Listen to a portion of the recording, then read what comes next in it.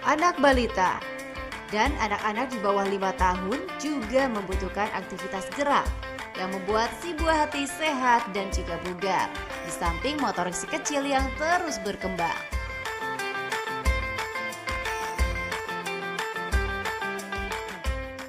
Di tengah nuansa serba modern saat ini, sebagian orang tua berupaya mencari metode yang tepat untuk aktivitas gerak si buah hati. Selain melaksanakan aktivitas yang sederhana di rumah melalui gerakan ringan seperti senam, ada juga nih yang mencari alternatif lain. Alternatif lain yang kini cukup ngetren di kalangan orang tua muda dengan membawa si buah hati ke program Baby Swim. Program Baby Swim dinilai memiliki dampak positif besar bagi pertumbuhan si anak. Baby Swim ini tidak hanya menjadi sarana anak akan tumbuh lebih bugar, sehat, dan kuat. Motorik si anak akan terus berkembang juga bagian dari sarana terapi. Wah, asik banget nih kalau misalnya melihat balita yang sedang berlatih renang didampingi para coach di sini. Kayaknya seru banget gitu, menyenangkan sekali, anak-anaknya juga ceria gitu ya. Nah, kita bakal ngobrol nih seputar Baby Swim yang memang kini tengah digandrungi banget nih di Jawa Barat ya. Kita langsung ngobrol sama Kang Ridwan, ini juga sebagai pelatih Baby Swim di sini. Halo Kang Ridwan. Halo, halo, kami Baik ya? baik. Wow, ini siapa nih? Ayan. Ayan, wow. Oh, keren banget ya. Ini berapa tahun sih, Kang? Umurnya berapa tahun, Bintan? 4 years old. Oh, 4 tahun loh dan udah mulai bisa berenang ya, Kang ya. Oke. Kita lihat dulu nih kayak gimana ya kemampuannya di usianya yang baru 4 tahun tapi sudah bisa mulai mengambang. Kang Ridwan, kita ngobrol dulu deh Kang. Ini menarik banget nih seputar Baby Swim. Wah, kayaknya ini ya makin asik ya. Wow. Oke, nah Kang Ridwan, gimana nih anak-anak yang mulai menggemari Baby Swim? Kayaknya udah mulai banyak banget ya balita yang tergabung di klub ini gitu ya. Nah, untuk sistemnya sendiri, sistem pelatihannya seperti apa sih? Penasaran banget soalnya. Jadi di sini latihannya yang Baby Swim mulai dari adaptasi psikologis, kemudian jadi target untuk Baby Swim itu adalah si anak itu mampu berenang dan nyaman di air. Kemudian yang kedua mampu melakukan gerakan multilateral. Gerakan multilateral itu gerakan yang bisa melakukan apa saja seperti loncat, seperti rolling, seperti meluncur, seperti nyelam di bawah air, backflip, front flip, dan yang lainnya. Jadi anak itu enjoy, jadi tidak terpaku kepada teknik dasar. Kalau misalkan dia udah berani dan nyaman di air, langkah berikutnya bonusnya itu teknik dasar seperti itu. Jangan dibalik. Jadi kita latihan ke kaki, misalkan gaya bebas.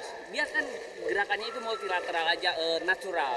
Nanti setelah berani dan nyaman baru ke teknik dasar. Jangan dibalik ke teknik dasar baru dia berani, nanti akan lama gitu. Oke, jadi seperti itu sistem pelatihannya untuk baby ya. Justru dibalik nih, bukan teknik dasarnya dulu, tapi membiarkan bayi supaya bisa beradaptasi dalam air gitu, supaya asik gitu ya. Nah, kemudian setelah si bayi ini udah mulai asik berenang, udah mulai seru nih, selanjutnya apa lagi nih? Nah, jadi yang teknik yang perlu dikuasai itu yang pertama adalah pengelolaan air seperti breath control, jadi pengaturan napas. Yang kedua mengapung, yang ketiga meluncur, kemudian loncat. Nah, langkah selanjutnya itu anak itu mampu melakukan water safety. Jadi misalkan berdiri di atas loncat, nanti dia nyelam, balik lagi meluncur dan bisa naik lagi kembali. Jadi dia bisa menyelamatkan sendiri gitu. Jadi ada dari orang tua siswa, si adiknya itu yang latihan di kita itu bisa menyelamatkan adiknya pada saat liburan di di hotel gitu. Jadi luar biasa, ternyata ada insting untuk menyelamatkan adiknya, padahal dia masih usianya itu kelas 1 SD kalau nggak salah, atau usia 6 tahun waktu itu. Jadi dia mampu menyelamatkan. Nah, itu justru kita itu harus menggencarkan, membumingkan bagaimana pentingnya melatih renang dari usia dini, terutama dari bayi. Jadi keluar water safety. Betul. dan juga kepedulian gitu ya untuk apa ya, membantu keselamatan orang-orang di lingkungannya, itu juga perlu ditonjolkan. Nah Kang, kemudian dari bayi ini di usia atau udah berapa lama latihan baru mereka bisa berenang dan menyelamatkan dirinya sendiri, misalnya ketika ada di dalam air, ketika ada musibah dan sebagainya? Nah, kalau ditanya seperti itu, jadi tiap anak perkembangannya berbeda-beda. Jadi ada yang 1-2 kali udah mampu menguasai diri. Yang terpenting adalah pembelajarannya itu harus sistematis. Jadi dari mudah ke sukar, dari yang statis ke dinamis seperti itu. Jadi tidak loncat-loncat gitu. Jadi ada ilmu tahapannya seperti itu. Di kami seperti itu. Jadi tapi tetap pada saat latihan itu suasananya harus menyenangkan, nuansa anak-anak. Jadi anak itu senang dengan bermain konsepnya itu, tapi masukin ke program latihan. Yang kedua senang dengan hadiah atau reward, senang dengan tebak-tebakan yang sederhana yang mudah dijawab seperti itu. Gamesnya juga. Kita hanya terpaku kepada teknik nanti monoton gitu. Jadi harus masukin ke permainan. Misalkan tadi, dia want get a gift misalkan. Jadi dipancing dengan hadiah. Oh mau. Nah dia udah tertarik masukin ke program. Jadi sebelum itu meluncur dulu. Sebelum itu gerakan kakinya dulu. Sebelum itu nyelam dulu. Itu jadi pemancing. Kalau di dalam kimia itu sebagai katalisator seperti itu. Keren ya, jadi ternyata pelatihannya di sini memang begitu menyenangkan karena ada berbagai games juga ya yang diberikan sama coachnya untuk para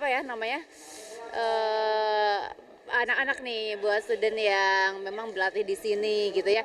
Udah ada berapa anak sih yang tergabung di klub ini? Kalau sebelum pandemi kita per minggu 450 siswa, tapi sekarang karena pandemi turun, sekarang mulai naik ke angka 200-an seperti itu per minggunya ya yang rutin latihan. Baik, oke.